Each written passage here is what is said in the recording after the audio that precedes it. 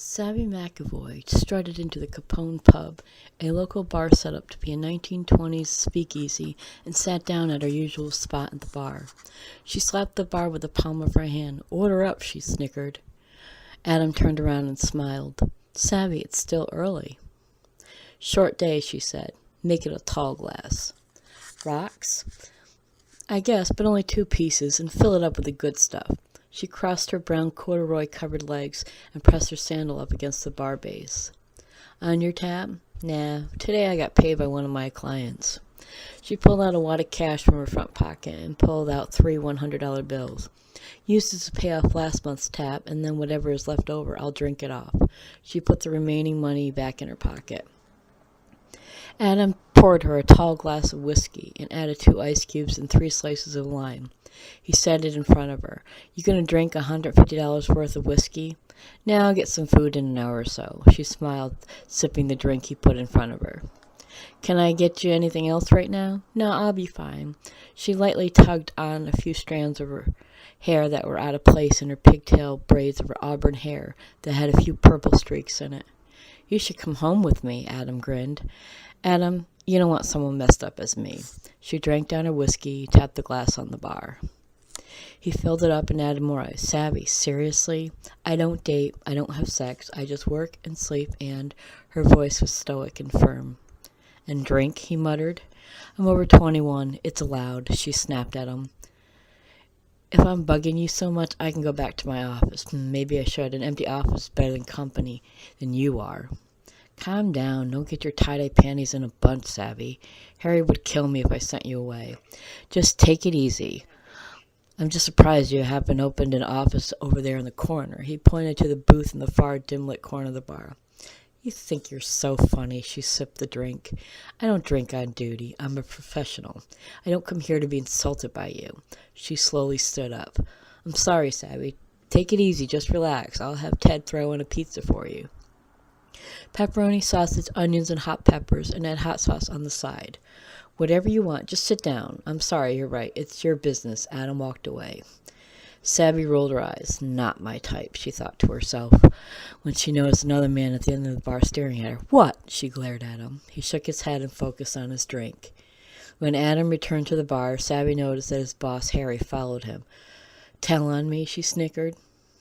Harry, an older man with salt and pepper hair, wearing all black except for a thin red tie hanging loosely around his neck, looked at her. "Get a table. I'll be right there," he commanded. She reluctantly saluted, grabbed a drink, and headed over to the dim-lit booth in the corner. Harry looked at Adam. "She's not as bad as usual. She got a big payment today. She even paid off her tab," Adam explained, "and gave it in advance. Let me know when her food is done. I'll be with her." Harry confidently strode over to Savvy.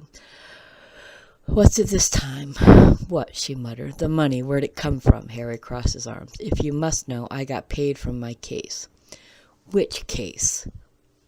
"It's confidential, but it was a major case. Not some run-of-the-mill cheating spouse case," she explained. "I didn't get it at the track. I didn't steal it. I don't gamble anymore, I swear. I got it from a case, that's all. Most of it's going into the bank. I just took a detour here." "What kind of case requires the payment in cash?" He sat down in the curved booth next to her. "The kind who doesn't want a paper trail," she muttered. "Who the hell do you think you are? You're not my father. You're not one of my brothers." "Sunshine, Rainbow, Savvy, Macavoy, I am your father. Don't play that foul crap or speak my free love name again. Please, it was sperm, not sex."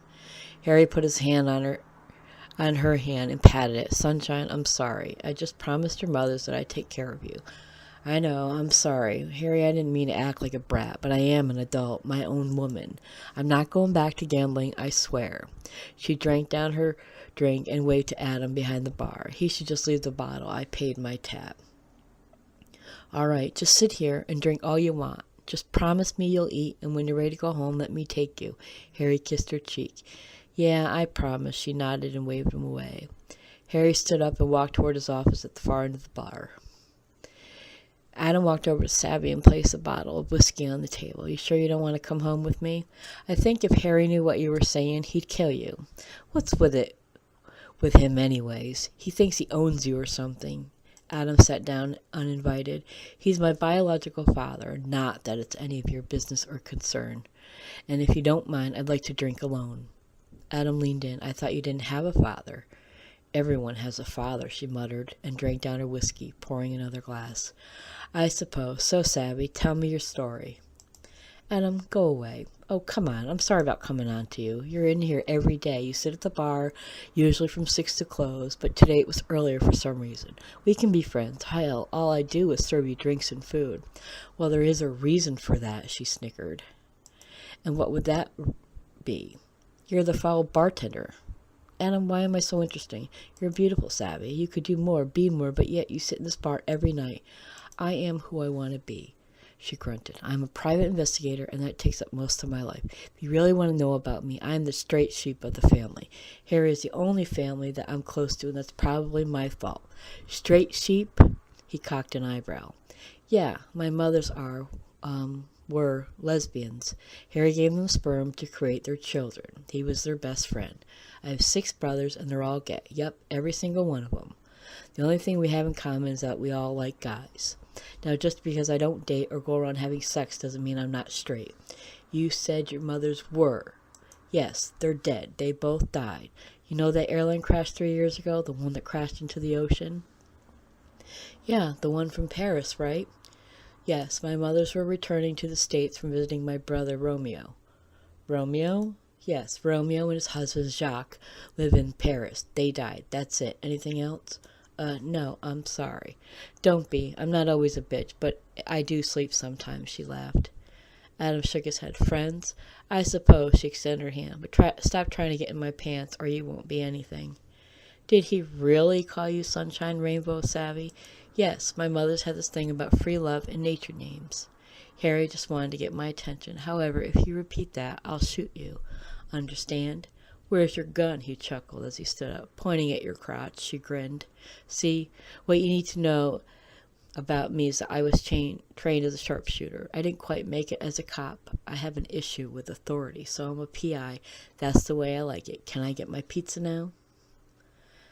I'll bring it right out. Adam walked away. Savvy drank down her whiskey and poured another glass. God, I wish he'd just leave me the foul alone.